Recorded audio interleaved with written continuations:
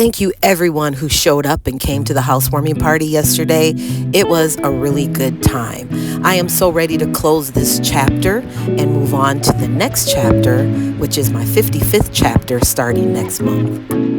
The wonderful comments about the details and the things that people liked in the home was really delightful. It made doing all of that work worth it. I want to thank my sons, Leroy and Jonathan, and my daughters, Janaea and Bria, for helping. The renovation really turned out beautiful. A big shout out to my family in Cleveland, Ohio, who couldn't be here physically but showed up when the fire happened, and they all put together some money for me, and that really helped. Thank you, family and friends. I love you all. We are closing this chapter, and cheers to my next chapter. Good morning, you guys. It's Kika, your lifestyle blogger.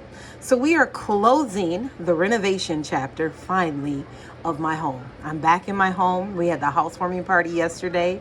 It was wonderful. A lot of family came. A couple of my neighbors came, and a couple of friends came as well. And so that was good. We had a good enough crowd. You know, I didn't invite everyone. I tried to Facebook Live it. Didn't work out very well. I'm not good with the live thing. More better with the video content creation. But anyway, long story short, I do want to talk to you here in this video before we close this chapter just about a few things that I think is key to discuss before ending this, and that I want to give you guys tips about, just in case you have a fire, and hopefully you don't, but if you have anything like that happens with your home and you have to do some major renovations, I want to give you some tips and just a little bit of insight. And so that's what this video is about today. So keep watching, more video footage coming up. All right, guys, let's talk about the first thing.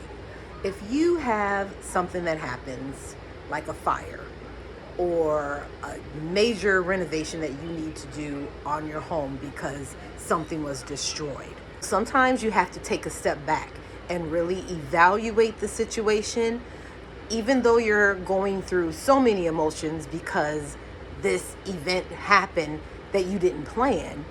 But there's always a way around things, and there's always a way to do it right. And it's best you do it right the first time around.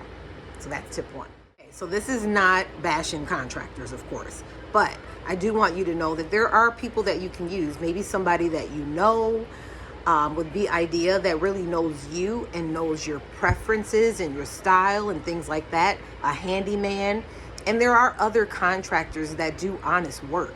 So really investigate before you just go with the first person. Really do some quotes, some bidding.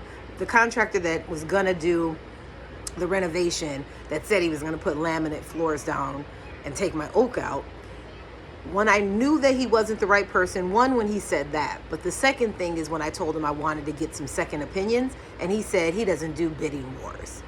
That told me right away that he did not know me or my project, and really did not take an interest. It was all about money for him. So I had to let him go, and I decided to do it my way. And I'm so happy that I did do it my way, but it was a lot of work. So we're going to talk about the next thing. Okay, the next tip is use the opportunity to renovate to make those needed repairs. And let me tell you what I mean by that. I had a problem in my basement. Every spring my basement would flood, and that's because the roots of the trees that were growing around my home, the tree bushes and all of that, were getting into my septic system and causing it to back up in my basement. So what I did is I hired a tree company to come and pull up every tree in my backyard. I just had to do it because I just couldn't take my basement flooding anymore, and I didn't want it to mess with the integrity and the value of my home. So they pulled everything up by the roots, and those trees are now gone. Now, I don't know if I will still have flooding. Hopefully that was the cause. I don't know if there's some embedded roots that's going to continue to grow, but for the most part, we did a good job getting those trees from out and around the house because it controls pests. It took down the cricket population. I'm no longer having crickets around my house. Some here and there, but not an infestation like I had. And I'm able to move about in my yard more freely, and things just look more tidy and clean. And that is important. Okay, the next thing is don't forget your permits and clean, clean, clean. As you're doing your construction and project, make sure you're constantly cleaning, because the cleaning is going to make you look like you've done something, like if this project is going somewhere. I can't tell you the number of times that we didn't clean and the next day we would come back and it looks like we didn't do anything. So make sure you're cleaning as you're fixing. All right, and last but definitely not least, make sure you're having fun and enjoying yourself. Don't be stressed out. Don't worry about timelines and time limits, because I can assure you that will change during this entire process.